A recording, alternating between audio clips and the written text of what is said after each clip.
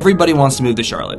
In fact, 120 people a day are moving to the Charlotte area, but they don't want to move to Charlotte per se, they want to move to Charlotte's best suburbs. So today we'll be reviewing some of the worst suburbs in Charlotte. Josh with the Finnegan Group, your favorite Charlotte realtor, and we're going to be reviewing an article published by RoadSnack that really looks over the top 10 worst suburbs in the Charlotte area. And guys, I'd love to hear from you as well, so feel free to comment below with what suburb you live in, what you love about it, what you don't like about it, your thoughts about the suburbs that you live here in the greater Charlotte area. I'd love to hear from you as well. So guys, let's go ahead and jump right in. And on number 10 was Gastonia, North Carolina.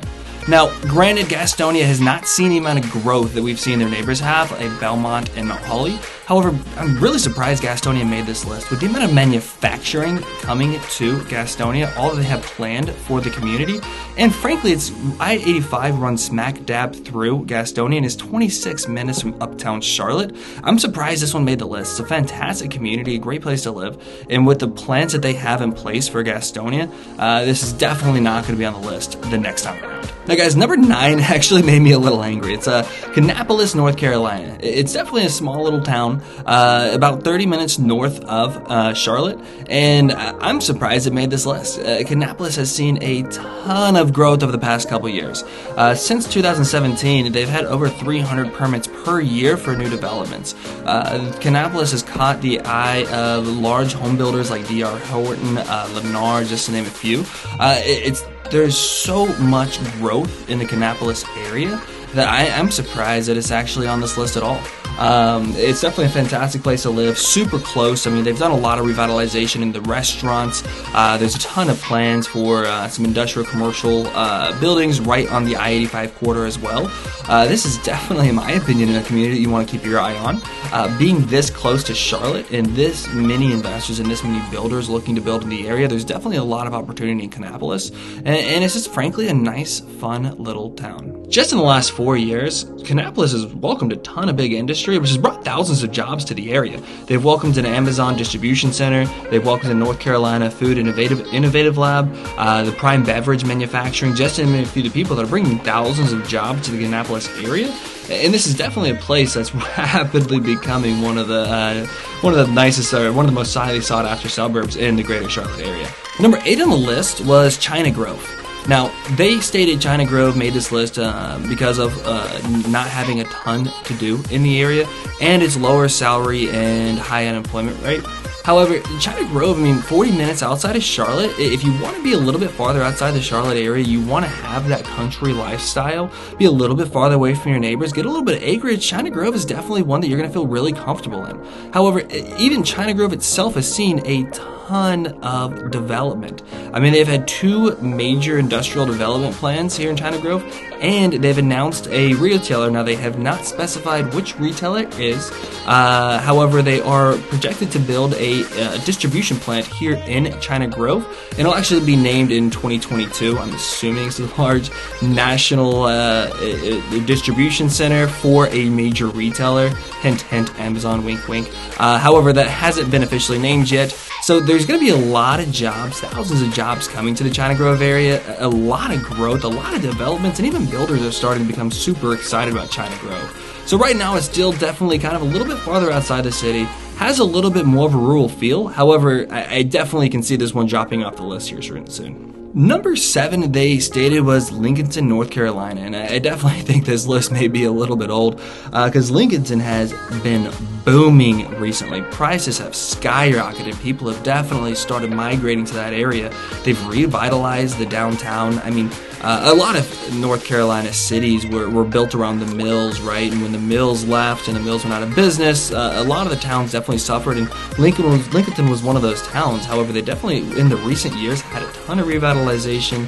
It's definitely a great place to live, a nice little community, and it's still relatively close to Charlotte. You're within 45 minutes, so you're still going to be able to get to the Charlotte area and have everything that they have to offer, and Lincolnton's becoming a super cool little town in itself.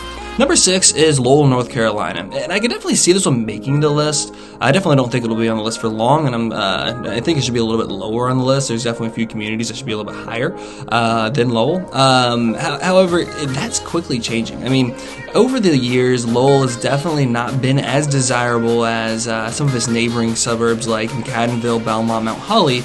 However, I mean, it's 20 minutes from Charlotte. It's right on the I-85 corridor that they have plans of expanding, and there's tons of industry moving to the Lowell area. So this is one that you can still, I mean, the average price point's $277,000. You can still get a pretty reasonable, attractively priced property in Lowell, and there's a ton of growth. So it's definitely going to be someplace that I know that it will drop off the list here in the future. I mean, North Point Development is building a 3.6 million square foot industrial park that's on over 365 acres right between Lowell and Gastonia. So this is going to be a place you're going to see a lot of change over the couple of years. And right now, the average sales price is still pretty reasonable compared to some of its neighboring communities. So number 5 on the list definitely hits close to home. Number 5 is Clover, South Carolina. It's actually where I was raised, went to school. So this made the list, and that's actually kind of surprises me. It's definitely a little bit farther out there. You're about 45 minutes to an hour depending on traffic from Charlotte. They're stating the high unemployment and the low income in the area as being one of the main reasons it made the list. However, Clover's a wonderful town if you want to get a little bit outside the city, and again, you want that country feeling. And Clover's definitely, I mean, it used to be a hidden secret, definitely not hidden anymore. I mean, if you look at the average sales price in 2020, it was $260,000. Average sales price in 2022 is $355,000. So a lot of people are moving to the Clover area, and one of the big reasons is school districts. So if you want a good school district and you also want to be a little bit outside the city, you want to have that kind of country feel, nice little neighborhood town that everyone knows each other, Clover is definitely the place for you. And much like we mentioned with Lincolnton, Clover is also one of those towns built around a mill that shut down. And there's been a lot of revitalization in the downtown Clover area, so there's a lot of growth coming to the Clover area, and there's already a lot of growth already happening. I mean, builders are already starting to build a ton of communities in that area because they know the demand is going that way, and they're selling quickly. So Clover's definitely surprises on this list, and I'm confident in a couple of years it's not going to be on this list. Number 4 on the list is York, South Carolina.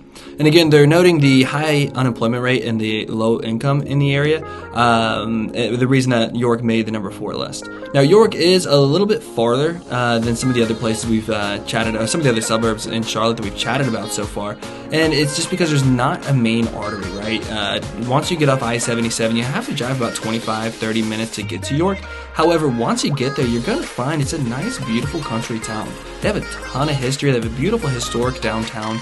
There's tons of great farms. If you want some fresh peaches, fresh berries, if you want to go kind of spend a day in nature, or you just love that kind of relaxed country lifestyle, York is definitely a great place to be. And again, great schools too. So we've definitely seen a lot of people really enjoy the York area if they want to be a little bit farther outside the city and just want that nice kind of relaxing lifestyle. And again, York has definitely seen a lot of growth, not as much as some of the neighboring communities just because of the distance from the arteries that we've seen, but York is definitely a place that I'm surprised it ranks as number 4 because of how beautiful it is, small, nice, quaint town.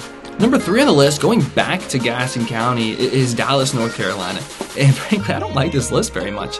There's a ton of growth. I mean, there's a ton of industry in the Gaston County area altogether.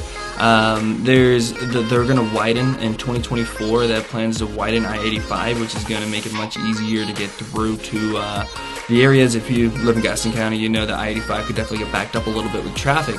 However, I'm surprised Dallas made this list and definitely number 3. It's definitely a smaller town.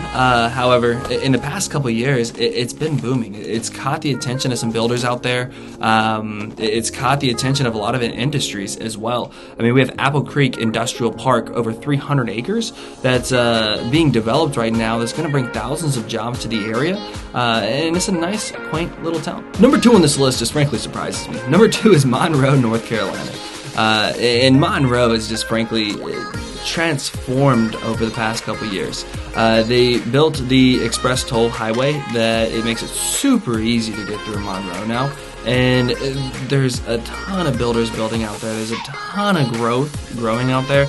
They've already had 2 industrial parks approved, and they're working on a 3rd as well. It's 30 minutes from uptown Charlotte, and it is quickly becoming one of the highest sought after places. Definitely if you compare the average price point to some of its neighbors like Waxhaw, like Weddington, like Matthews, a lot of people are starting to choose that Monroe area because of the proximity, because of all the growth going and all the jobs that are coming to the area, and because it's super close to the Charlotte area at the end of the day. So I'm surprised this made the list, very well number 2 on the list, and I'm confident this thing should definitely not be on the list here moving forward as we see Monroe grow. Number 1 on the list is actually the one I'm frankly surprised with the most. I'm surprised that they named number 1 as Kings Mountain.